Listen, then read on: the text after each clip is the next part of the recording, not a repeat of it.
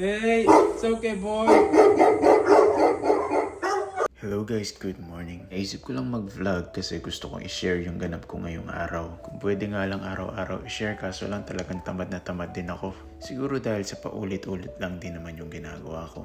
Pero dahil tinatanong nyo ako, sige na nga i-share ko na lang din. Ang hindi mawawala talaga sa akin na yung paggising ng maaga. Kasi talagang ina-adjust ko yung time ko. Kung gusto ko maraming matapos, kailangan ko maaga gumising. Ganun na din kasi talaga yung nakasanayan ko dati pa. Siya nga pala guys, i-share ko din dumating na yung mga alabay puppies. Grabe, sobrang quality din talaga ng mga tuta na to. Iba din talaga pag import eh. Pero syempre, hindi naman papawalit yan yung mga dogs natin. Andito nga rin pala si Sir Gerald.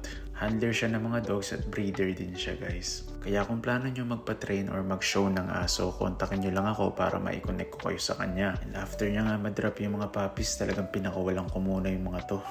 Kasi gusto ko rin talaga na makapag-relax sila dahil alam kong malayo pa yung biyahe na pinanggalingan nila. At dahil dun sure ako na stress din to mga to. Pero kita nyo naman guys, sobrang playful nila. Siguro ramdam din talaga ng mga aso kapag mahilig ka sa aso. Kaya yung energy na binibigay nila ay binabalik lang pala nila sa'yo. Alam nyo kung pwede nga lang talaga mas maraming aso pa yung alagaan ko kaso hindi na rin talaga kaya ng time. At syempre budget din dahil kailangan mo rin talaga i-consider yun. Dahil hindi rin talaga biro ang maintenance ng mga to. Dati guys, pangarap ko lang din talaga magkaroon ng malaking aso. At hindi ko nga alam na dadating din talaga ako sa punto na magkakaroon ako ng mga pinapangarap ko lang noon. After ko nga pala sila painumin ng tubig, pinalinis ko na rin kay ate yung mga crates. Ang weird din kasi talaga ng mga amoy ng mga import guys. Amoy sila tupa, hindi sila amoy aso. At sa sobrang init nga, hindi na napigilan nung isang humiga. Ito nga pala guys yung size ng mga tuta kapag kinumpara sa katawan ko. Partida, 100 kg pa ako niyan. Malapad ako sa mostly ng mga tao na nakakasalamuha ko. Pero di ko naman yung kinakaya dahil syempre pinaghirapan natin yung kain tayo ng kain. And after nga pala nila maglaro, kinulong ko na rin sila para hindi ko na iniisip dahil meron din talaga akong trabaho ngayon. Pero yung female, pinakawalan ko lang para may kasama rin si Leah. After ko maligo, dinala ko nga pala sa Flicker Tech bulong buhangin yung aking sasakyan para ipa-maintenance yung ceramic coating. At dahil wala akong sasakyan, nagpasundo na lang din ako sa kapatid ko para umabot ako sa meeting. Ito nga pala guys, yung Plaza de Caipumbu. Located ito sa Santa Maria, Bulacan. Kaya kung may business ka at gusto mo mag-expand dito sa Santa Maria, Bulacan, let me know lang din. Malay mo pwede natin yung pag-usapan.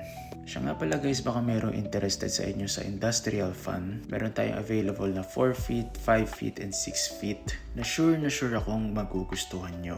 After ko nga makauwi ng bahay guys, nandito na si Sir Roque para pumili ng tuta at ito na yung kanyang napili, si Baki. Si Baki nga pala guys yung pinakamalaki sa mga tutang dala-dala ni Sir Gerald. Si Kaijo nga kanina parang gusto na rin sumama sa kanila eh. After nila pumili, pumunta na ulit ako sa Flicker Tech para kunin yung ating sasakyan. Ang ganda, sulit na sulit din talaga pag nagpa-detailing ka. Yung anak ko nga parang gusto nang umalis agad eh. Pinalitan ko nga rin pala yung handle grip ng bike ko. Wala lang, gusto ko lang din talaga na maging color orange ng handle grip. Para same color sila ng frame. Siya nga pala guys, naalala nyo si Dato at si Nala. Ito na yung mga anak nila ngayon. Sayang nga lang guys, 3 lang yung nalabas no. Di bali, visit tayo sa MCARS Kennel para makita natin sila sa personal. At next time sila naman yung isasama ko sa vlog ko. Yun lang guys, maraming salamat sa panonood. God bless.